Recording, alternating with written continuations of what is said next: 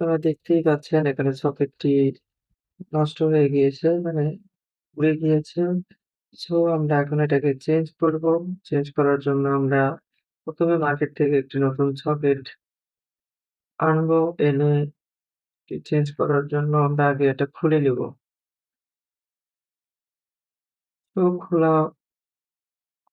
হয়ে গেলে আমরা সাবধানতার সাথে কাজ করব। কারণ এখানে ডাইরেক্ট কারেন্ট আছে। তো দেখতেই পাচ্ছেন ওখানে লাল বাতিটি জ্বলতেছে। সো আমরা খুব সাবধানে একটু কাজ করব। কারণ যেকোনো একটা দুর্ঘটনা ঘটে যেতে পারে একটু অসাবধানতার কারণে।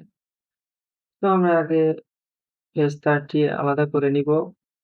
আলাদা করে নতুন সকেটটির সাথে সংযোগ করে নিব। তবে একদমই যারা এই কাজে অভিজ্ঞ নয় তারা অবশ্যই লাইন বন্ধ করে কাজ করবেন। আর যারা একটু প্রফেশনাল আছেন তারা তো জানেনই কিভাবে কাজ করতে হয়।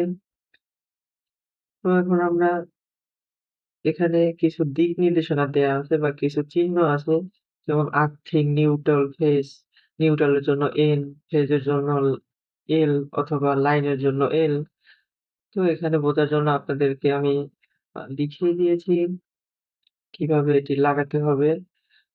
তো রেড কেবলটি আমরা L টার্মিনালে লাগিয়ে দিব যেখানে আমাদের লাইন সংযোগ হবে।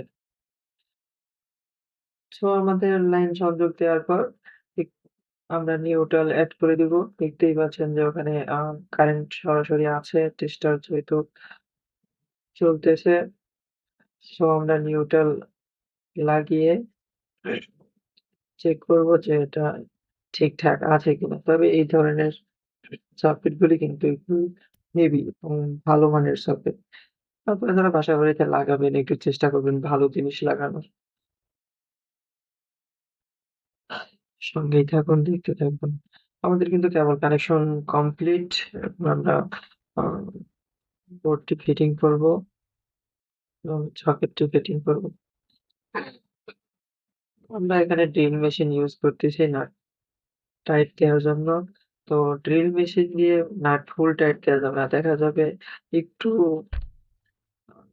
প্রেশার বেশি পড়লেই নাটের প্যাঁচ কেটে যাবে। তো ওখানে আর আ নতুন করে কোনো নাট কিন্তু লাগানো যাবে না। যেহেতু এটা ওয়ালের সাথে কনসিল করা আ এমকে বক্স।